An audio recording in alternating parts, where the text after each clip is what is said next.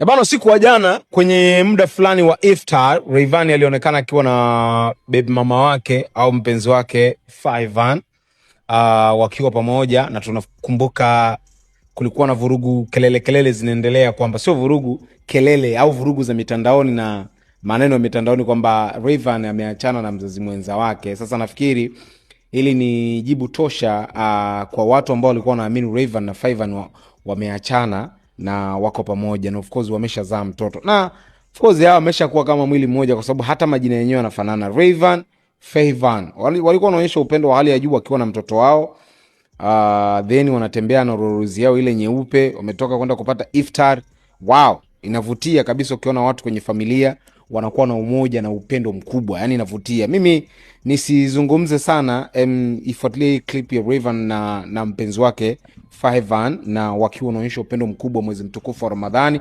Na kwa sababu ni mwezi mtukufu wa Ramadhani na tunajua Rayvanny ni Mkristo, lazima lakini amejaribu kuupa heshima mwezi mtukufu wa Ramadhani kwa kuvaa mavazi ambayo yanathaminisha mwezi. Lakini pia ukimwangalia Fayvan, naye pia amevaa mavazi kuonyesha amejistiri, kuonyesha kwamba huu ni mwezi mtukufu wa Ramadhani. Kwa ishara zote ni kutukuza mwezi wa Ramadhani, na wametoka kwenda kupata iftar. Iangalie video ya Rayvanny na Fayvan, then tia comment yako.